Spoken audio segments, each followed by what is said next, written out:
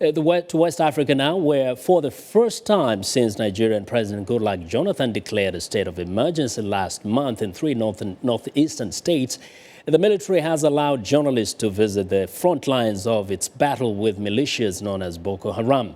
But as Heather Maddock reports, the trip left many questions unanswered. The Nigerian military says this patch of brush used to be a Boko Haram campsite, and we are heavily guarded as we take a tour.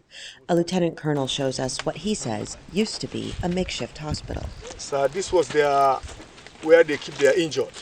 They keep their injured here, they treat them here, they have a medical doctor here, and from the size you can see that they were keeping a lot of injured people here.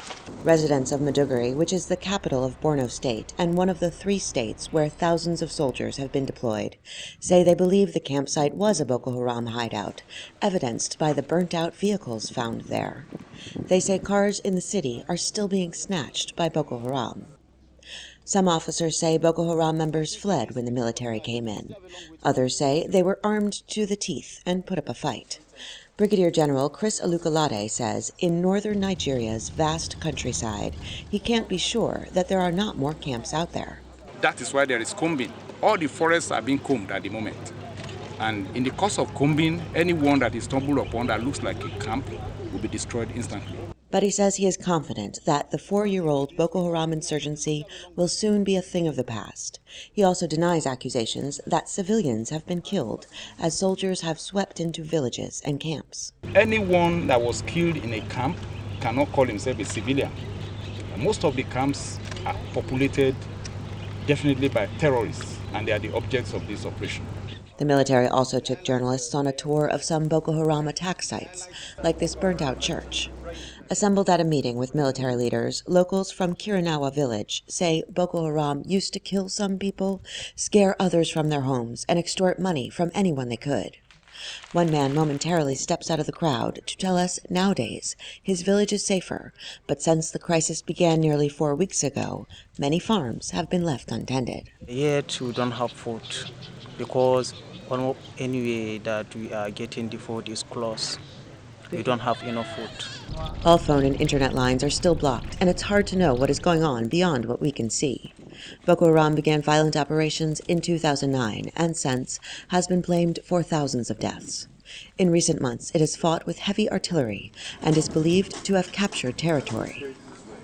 International organizations like Human Rights Watch have accused Nigerian security forces of killing hundreds and locking up many more without charges or trials.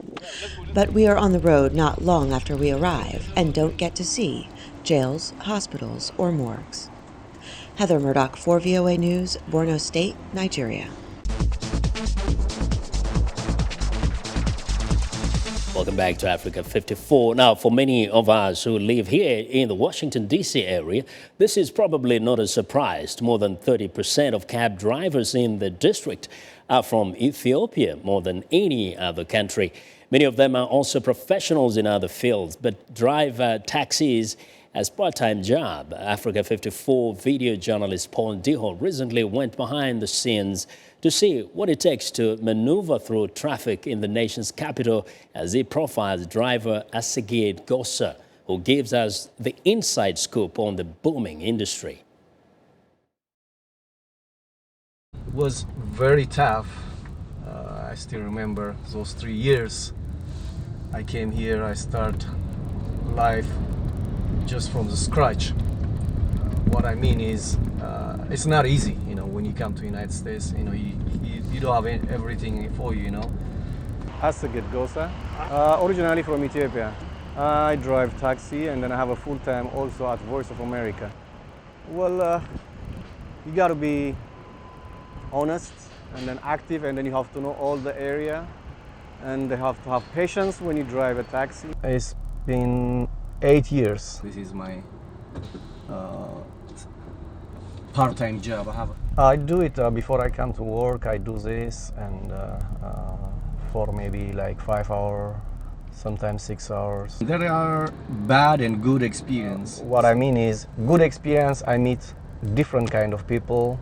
I met a senator, I met mayors, I met also some celebrities, I have also bad experience from this job. It is a risky, especially at night. Sometimes, this taxi business has some risk. So we don't know the people whom we are picking. So that's why it is very risky. I get some bad people. Sometimes they get to my car and then they start arguing me, they don't want to pay the money. And then sometimes when I drop them to their destination, instead of paying me, they start open the door and then run away. Sometimes they try to attack me. They are always thinking that we have money because we are always getting cash. I write from where I pick him, and then I write also where I'm going to drop him, and then the time and the tip what he gave me. Okay. So, for example, if something happened during that time, what the police does is they will come and check my manifest. When I got this, I took a 2 weeks training, and then there was 2 tests I have to pass. And, I was not planning to stay here. So, but after I came here, my wife wouldn't like to go back. She wants to stay here. So I had to start a job with a low wage, very low wage, working overnights, late in the nights. And, so I was working like that for like 3 years, and then I was just devastating, very mad now why I came. I was cursing every day why I came to this country. I thought the life was supposed to be good, but it didn't. So I met one lady. She usually comes to bring her car for her to wash, and and then she told me that you seems like active. How about if I get you scholarship? She said, "Whoa, that is from God. I will take it," I said. She saw me, and then she saw my potential, and then that's why she offered me a scholarship, computer school.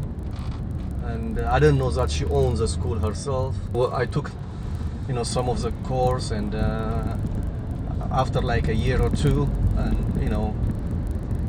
she hired me also. She promoted me as a lead technician. I was working there, and then after a year, the school has been closed, and then one of the professor got me another job, the place where I am now at Voice of America, as a contractor.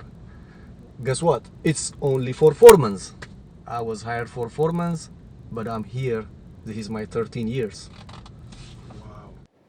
Well, that was Africa 54 video journalist Paul Ndiho profiling Ethiopian taxi driver Assegid Ggossa.